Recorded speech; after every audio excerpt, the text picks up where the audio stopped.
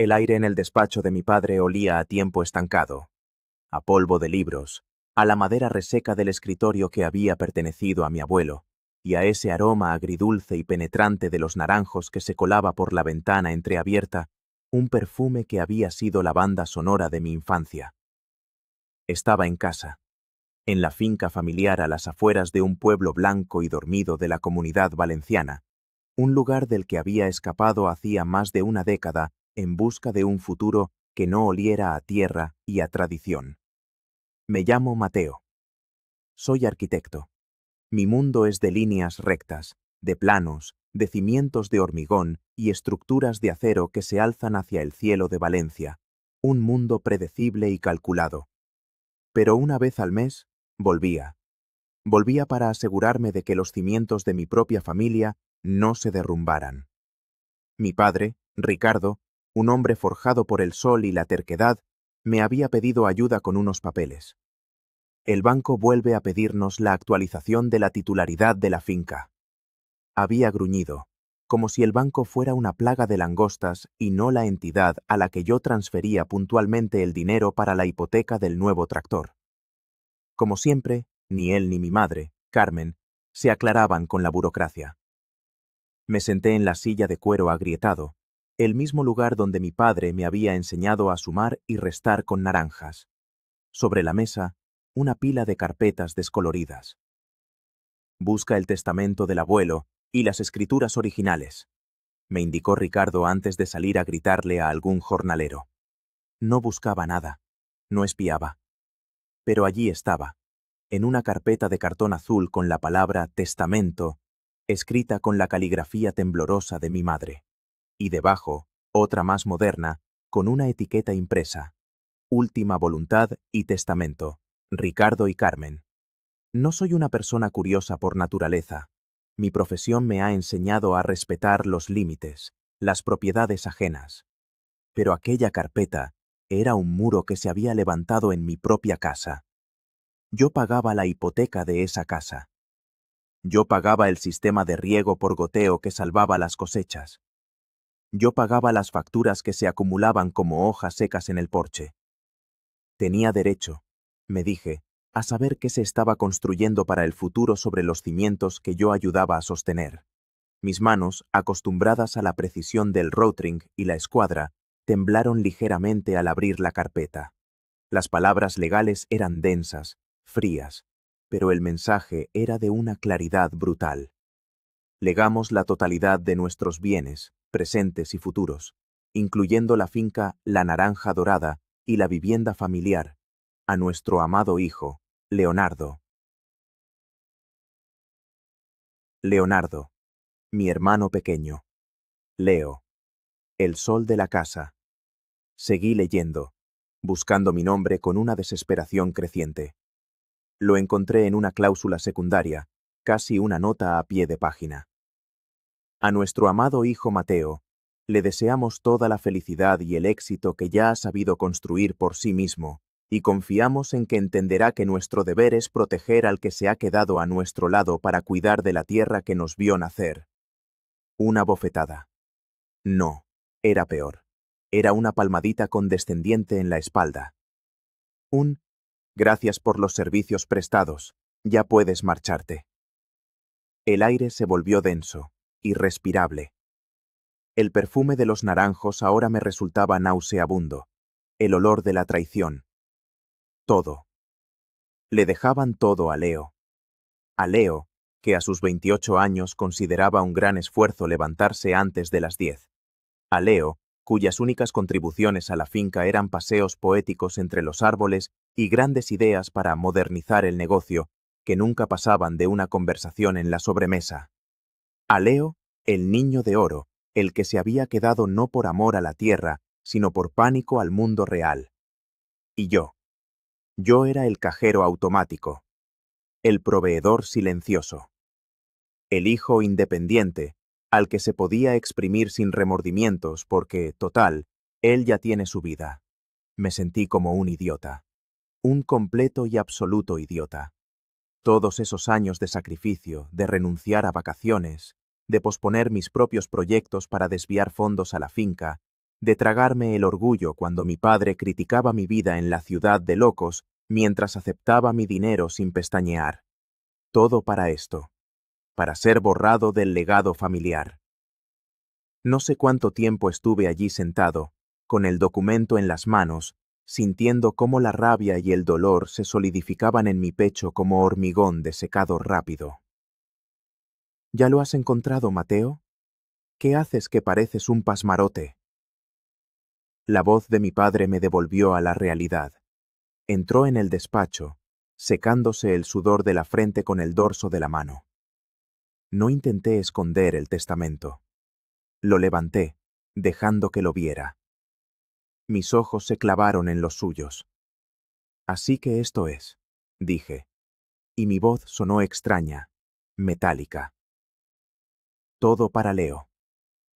Después de todo lo que he hecho. Después de cada euro que he puesto en esta casa. El rostro curtido de mi padre perdió el color por un instante, pero se recuperó con la velocidad de un animal acorralado. Soltó un suspiro cansado, el mismo que usaba cuando yo, de niño, hacía una pataleta. Mateo, no es lo que parece. ¿Ah, no? Salté, el control empezando a resquebrajarse. Pues a mí me parece meridianamente claro. Yo pago vuestras deudas, modernizo vuestra explotación, os mantengo a flote mientras Leo se dedica a la contemplación. Y resulta que el único heredero, el único que importa, es él. Mi padre desvió la mirada, incómodo. Pero en lugar de una disculpa, de una explicación, masculló la frase que lo cambió todo. Tú te fuiste, Mateo. Él se quedó. La tierra es para quien la trabaja. ¿Que la trabaja? Casi grité. ¿Llamas trabajo a lo que hace Leo? Mi dinero ha trabajado más esta tierra en los últimos 5 años que él en toda su vida. Necesitaba escucharla a ella, a la arquitecta de toda esta farsa. ¡Mamá!, llamé, con una fuerza que sorprendió a mi padre. Carmen apareció en el umbral, secándose las manos en el delantal. Su sonrisa se congeló al ver el testamento en mis manos y la tormenta en mi rostro. Por un segundo, vi un atisbo de culpa en sus ojos, pero fue rápidamente reemplazado por una máscara de suave y martirizada compasión. Mateo, hijo mío, dijo con esa voz melosa que usaba para desactivar cualquier conflicto. Tú no lo necesitas. Tienes tu carrera, tu piso en la ciudad. Eres un hombre de éxito. Se acercó y me puso una mano en el brazo, un gesto que antes me habría reconfortado y que ahora sentí como el toque de una araña. Leo. A Leo le cuesta más. Es más sensible, más apegado a esto. Solo queremos asegurarnos de que estará bien. Es nuestro deber. Y en ese instante, algo dentro de mí, una viga maestra que había soportado el peso de la obligación durante años, se partió en dos con un crujido sordo. No se estaban disculpando. Lo habían planeado. En su universo moral, era perfectamente lógico y justo. Años de fomentar la indolencia de Leo culminaban en este gran premio por su inutilidad, mientras que a mí, al pilar que sostenía el techo, me desechaban como a un andamio usado. Respiré hondo, apretando la mandíbula hasta que me dolió. Dejé el testamento sobre la mesa con un cuidado deliberado. Entendido, dije, con una voz que era puro hielo. Me alegro de saber, por fin, cuál es mi lugar. Me di la vuelta y salí del despacho, de la casa, ignorando sus protestas confusas. El portazo que di al cerrar la verja de la finca resonó en el silencio de la tarde como un disparo. Ellos habían tomado su decisión. Ahora me tocaba a mí tomar la mía. El silencio, al principio, fue un bálsamo. Por primera vez en años, no sentía la ansiedad sorda de la próxima factura imprevista, de la próxima llamada de auxilio. Dejé que pasaran los días. No llamé. No respondí a los mensajes de WhatsApp de mi madre, llenos de emoticonos de flores y preguntas sobre si había comido bien, como si nada hubiera pasado. Imaginé sus conversaciones. Está enfadado. Es una rabieta. Ya se le pasará. Siempre se me pasaba. Siempre volvía al redil, con la cartera abierta y el orgullo guardado en el bolsillo. Pero esta vez, la herida era demasiado profunda. La traición, demasiado explícita. Pasaron 2 semanas, luego 3. El primer temblor de tierra llegó en forma de llamada. Era mi padre. No contesté. A los pocos minutos, un mensaje de texto, tan tosco y directo como él. El recibo del préstamo del tractor vence el viernes. Faltan 800 euros. Ni un hola, ni un ¿cómo estás?, ni un tenemos que hablar. Solo una orden de pago. La misma dinámica de siempre. Yo era el proveedor, no el hijo. Miré la pantalla, una sonrisa amarga curvando mis labios. La previsibilidad de su comportamiento era casi cómica. ¿De verdad pensaban que podían apuñalarme y luego pedirme que les vendara la herida? Escribí una respuesta corta, afilada como un bisturí. Supongo que Leo puede encargarse. Al fin y al cabo, el tractor será suyo. La respuesta fue un silencio atronador que duró exactamente 10 minutos. Luego, mi teléfono volvió a sonar. Era mi madre. Rechacé la llamada. Inmediatamente, un mensaje de audio. Pude escuchar su voz, temblorosa y al borde de las lágrimas. Mateo, por favor, no seas así. Tu padre está muy nervioso. Tenemos que hablar. Somos una familia. ¿Ahora éramos una familia? Ahora que las cuentas empezaban a acumularse y la cómoda realidad que yo financiaba se tambaleaba, esperé 1 hora, dejando que el mensaje macerara en su propia hipocresía. No hay nada de qué hablar. Tomasteis una decisión. Ahora vivid con ella. Creí que eso sería suficiente. Que entenderían que la puerta se había cerrado. Qué ingenuo fui. Subestimé el arma más poderosa de mi familia, la capacidad de mi hermano Leo para eludir cualquier responsabilidad. Esa noche recibí un mensaje suyo. Su foto de perfil era él, sonriendo con suficiencia, apoyado en el capó del su nuevo tractor. Hermano, mamá está fatal. No ha probado bocado en todo el día por tu culpa. ¿De verdad vas a montar este drama por un papel? No es para tanto.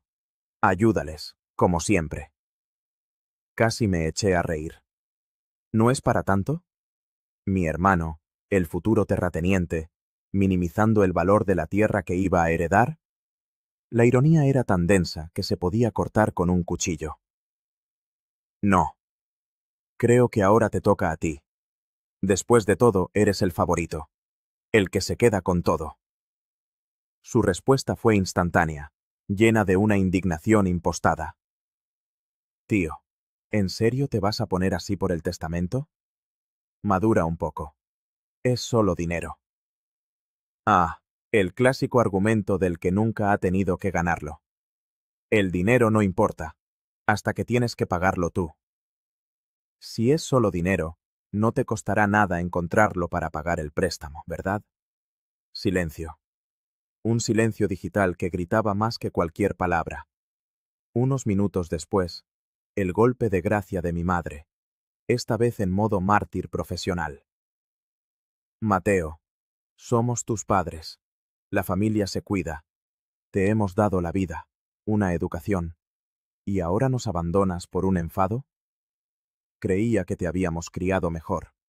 Estoy muy decepcionada. Respiré hondo para no lanzar el móvil contra la pared. ¿Que yo los abandonaba?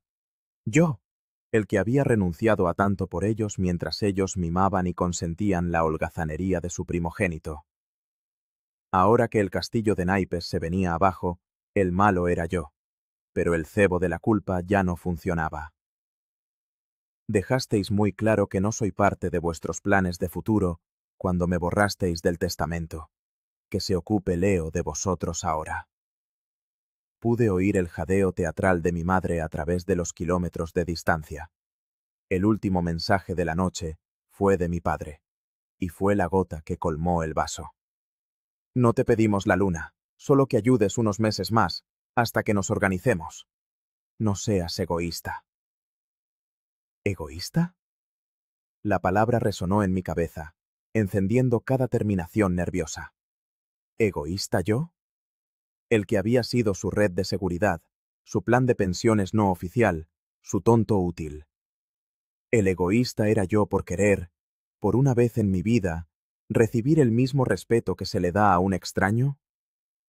Apreté los dientes, apagué el teléfono y lo dejé en la mesilla. Se acabó. Habían elegido a su hijo. Ahora tenían que aceptar el paquete completo, con todas sus consecuencias. La calma duró menos de 24 horas. Sabía que no se rendirían, pero no estaba preparado para su siguiente movimiento.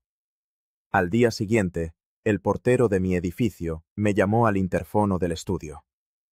Señor Mateo, disculpe la molestia, tiene visita. Dicen que son sus padres y su hermano. Casi se me cayó el lápiz de la mano. ¿Qué?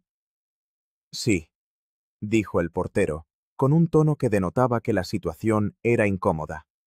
Insisten en que es una emergencia, y que usted no les coge el teléfono. Dios mío. Habían venido.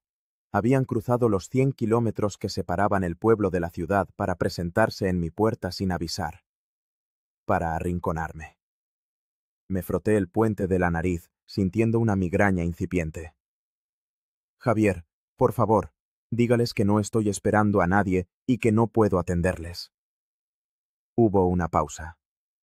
Señor, se están poniendo un poco insistentes. Su madre parece muy afectada. Apreté los puños. La carta de la madre afectada. Un clásico. Me da igual, Javier, no los deje subir. Si no se van, llame a la policía. Colgué y mi móvil vibró al instante. Un mensaje de mi madre. Estamos abajo. Abre. Ni una pregunta. Una orden. No respondí. Otro mensaje. No nos moveremos de aquí hasta que hablemos contigo. Exhalé bruscamente, echándome hacia atrás en mi silla. No iban a parar. Muy bien. Si querían una confrontación, la tendrían. Pero sería en mis términos. Y les iba a enseñar una lección sobre los límites que no olvidarían jamás. La rabia es un combustible extraño. Mientras bajaba en el ascensor, no sentía miedo ni ansiedad. Sentía una furia fría y lúcida. ¿Qué clase de arrogancia se necesita para presentarse en la casa de alguien, sin ser invitado, a exigir dinero después de haberle traicionado? Creían que podían acorralarme, avergonzarme, obligarme a ceder con su mera presencia física, como si yo siguiera siendo el niño al que podían mandar a su cuarto. Abrí la puerta del portal de un tirón. Y allí estaban, los tres, una estampa de la injusticia familiar. Mi madre, con los brazos cruzados y esa mirada de reproche que había perfeccionado durante décadas. Mi padre, con la mandíbula tensa y las manos en los bolsillos, irradiando una mezcla de frustración y autoridad patriarcal. Y Leo, la causa de todo, tenía la desfachatez de parecer aburrido, como si le hubieran arrastrado a un recado tedioso. Mi madre fue la primera en hablar, activando el modo drama. «Mateo, por fin, tenemos que hablar». Me apoyé en el marco de la puerta, cruzándome de brazos. Mi voz salió plana, sin emoción. «No, lo que tenéis que hacer es iros». Ella parpadeó, como si mis palabras estuvieran en un idioma que no podía procesar. «¿Cómo dices?» «Has oído bien», afirmé, mirándola directamente a los ojos. «No podéis venir a mi casa a exigirme nada. Se ha acabado». Mi padre resopló, dando un paso al frente. ¿De verdad vas a dejar que perdamos la finca por una rabieta tuya? Solté una risa corta y sin alegría. ¿Una rabieta? ¿Te refieres a descubrir que soy lo bastante bueno para pagar vuestras facturas, pero no lo bastante para figurar en vuestro testamento? ¿Esa rabieta? Mi madre ahogó un grito, llevándose una mano al pecho como si la hubiera abofeteado. Mateo, eso no es justo. Hicimos lo que creíamos mejor para la familia. ¿Mejor para la familia? Ladeé la cabeza, estudiándola con una curiosidad casi clínica. Querrás decir mejor para Leo. Seamos honestos. Por una vez. Un silencio denso y pesado cayó sobre el pequeño grupo. Leo, que hasta ahora se había mantenido en un segundo plano, decidió que era su momento de brillar. Oye, tío, yo no quería meterme en esto. Yo no he pedido nada, dijo, encogiéndose de hombros. Me giré hacia él, y toda la ira contenida de años de resentimiento finalmente encontró una válvula de escape. No, espeté, acercándome a él hasta que casi pude sentir su aliento nervioso. No pediste nada. Simplemente te sentaste y dejaste que te lo dieran todo. Te lo dieran todo mientras yo lo pagaba. Di otro paso. Tienes 28 años, Leo. 28. ¿Cuándo coño piensas empezar a vivir tu vida en lugar de vivir de la mía? Su cara se puso roja como un tomate. No te pases, tío. ¿Quieres heredar la finca? Pues empieza a actuar como su dueño. Le interrumpí, mi voz subiendo de volumen. ¿Quieres ser el niño de oro? Pues págales sus putas facturas. Me erguí, mirándolos a los tres. Se acabó ser vuestro banco personal. Leo desvió la mirada, de repente muy interesado en una grieta en la acera. Mi madre, viendo que la táctica de la intimidación había fallado, probó con la lástima. Mateo, ¿es tu hermano? Sí, asentí. Y le he mantenido yo más años que vosotros. El rostro de mi padre se ensombreció. Te estás comportando como un egoísta y un desagradecido. ¡Qué ironía! Reí abiertamente. Vosotros decidís que Leo lo merece todo y yo nada, y cuando os toca afrontar las consecuencias de vuestra elección, ¿el egoísta soy yo? Negué con la cabeza. No cuela. Pensábamos que serías el adulto en esta situación, dijo mi madre con la voz quebrada. Ah, ser adulto significa tragarme la traición en silencio y seguir pagando. Arqueé una ceja. No finjamos, mamá. Eso es exactamente lo que esperabais. Mi padre dio otro paso, intentando usar su presencia física para dominarme, como cuando era un crío. Nosotros te criamos. Te dimos un techo, comida, una carrera. Lo mínimo que puedes hacer es ayudarnos ahora. Ya os he ayudado. Le corté, mi voz firme como una roca. Durante años. Y me lo pagasteis borrándome de vuestra vida. No solo del papel, sino de vuestros planes, de vuestro respeto. Los labios de mi madre temblaban. Pensábamos que lo entenderías. Oh, lo he entendido todo. Suspiré, sintiendo un extraño cansancio. Los miré a los tres, uno por uno. He entendido que para vosotros nunca fui un hijo, solo una cartera. Nunca fui familia, solo un recurso. Silencio. Un silencio de culpabilidad y derrota. Me volví hacia Leo, que parecía querer que se lo tragara la tierra. ¿Y tú? Le pregunté. ¿Tienes algo que decir? ¿Alguna excusa para ser un parásito de 28 años? Se quedó callado. Lo sabía.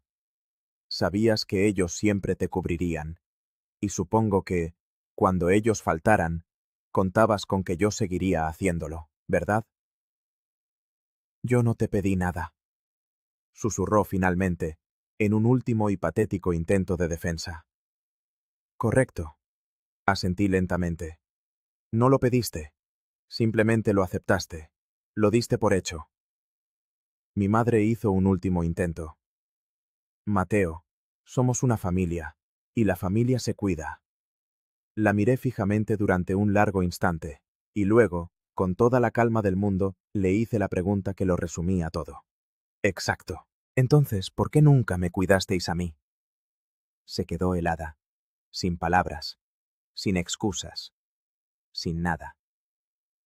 Hemos terminado, dije suavemente. Me di la vuelta, entré en el portal, y cerré la puerta en sus narices. Oí la voz de mi padre gritando mi nombre, pero el sonido quedó amortiguado por el grueso cristal. Antes de que el ascensor llegara a mi planta, el móvil vibró. Un mensaje de mi padre. Después de todo lo que hemos hecho por ti, ¿de verdad nos das la espalda? Sonreí con tristeza. Escribí la respuesta. No. Vosotros me la disteis a mí primero. Yo solo estoy aceptándolo. Envié el mensaje, y luego, uno por uno, bloqueé sus números. Padre. Madre. Hermano. El alivio fue instantáneo, como quitarse un peso de 100 kilos de encima. Pero no tenía ni idea de que la guerra no había hecho más que empezar. En la era digital, las disputas familiares no se quedan tras las puertas cerradas. Se convierten en un espectáculo público, y mis padres, a pesar de su torpeza tecnológica, aprendieron rápidamente a usar las redes sociales como un arma de destrucción masiva. Comenzó de forma sutil. Un post de mi madre en Facebook, vago pero intencionado.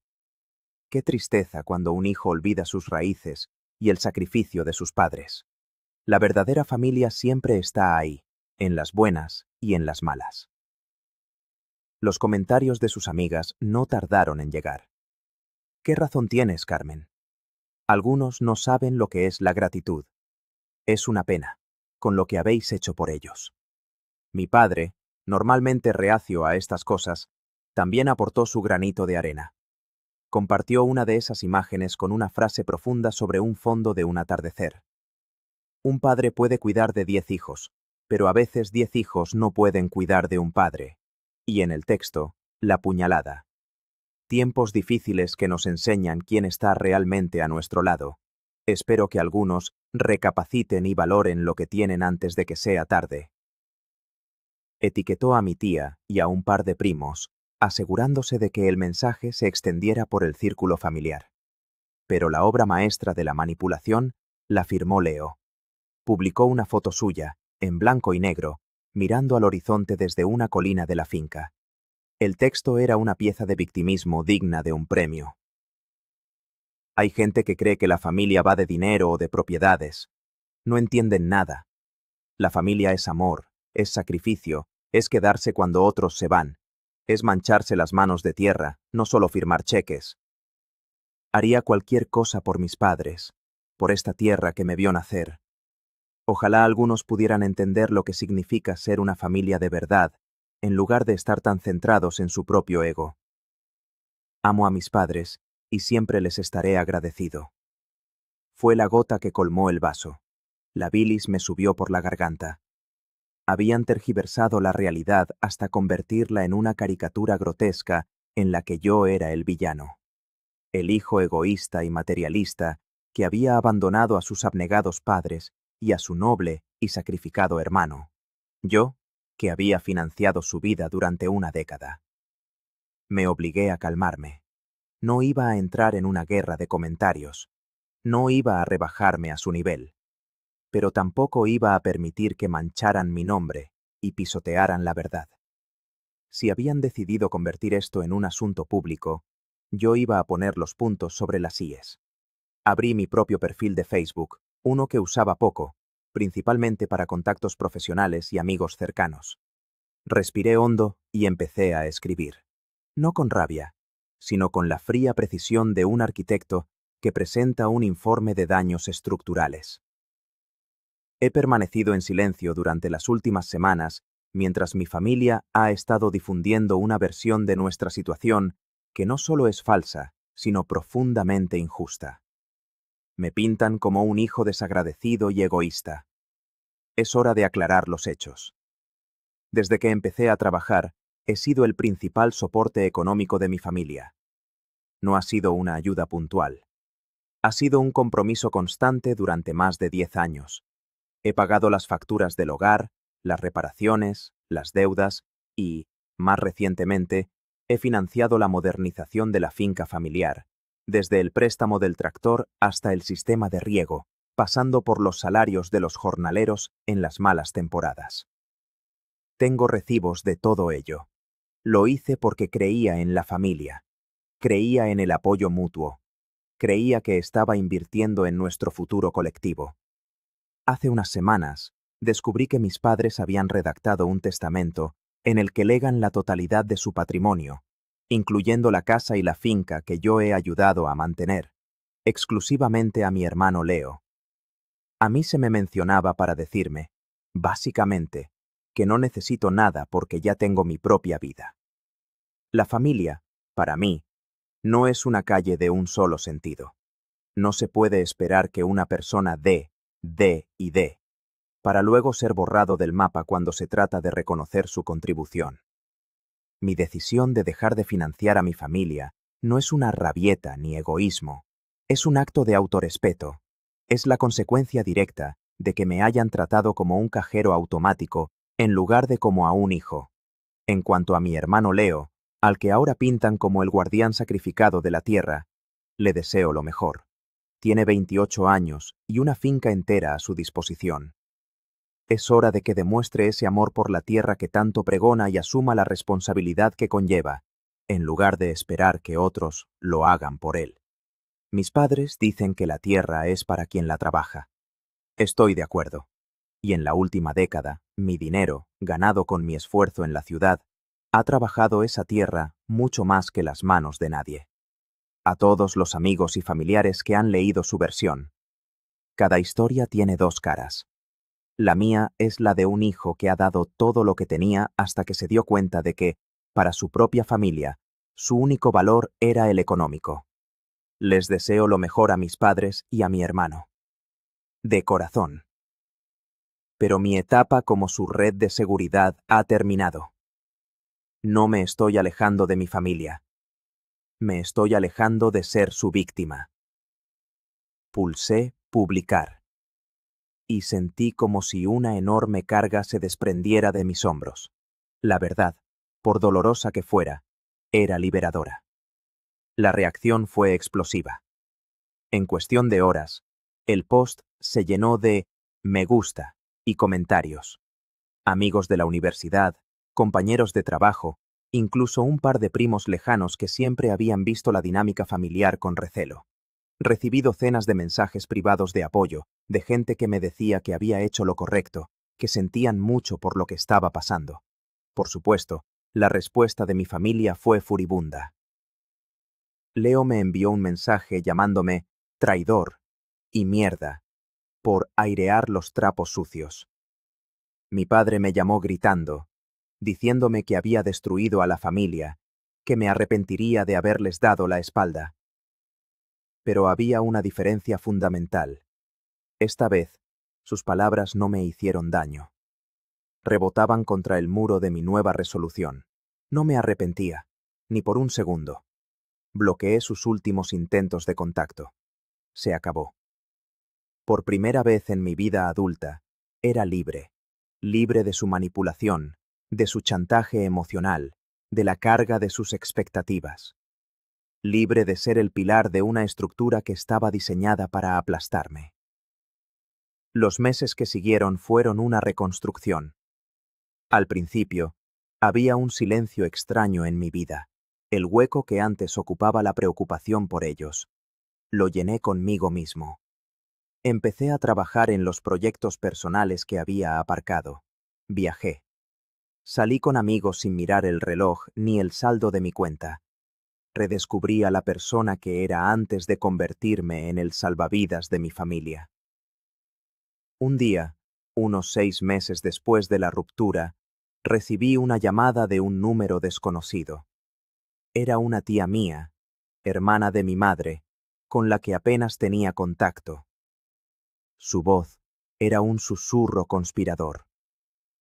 Mateo, hijo, sé que las cosas están mal, pero tu familia te necesita. Me contó que la finca iba de mal en peor. Leo, enfrentado a la cruda realidad de la gestión y el trabajo duro, se había visto superado. Había perdido una parte de la cosecha por no saber gestionar una plaga. El banco amenazaba con ejecutar la hipoteca del tractor y, al parecer, se pasaba los días culpando a todo el mundo de su desgracia. A la sequía, al gobierno y, sobre todo, a mí.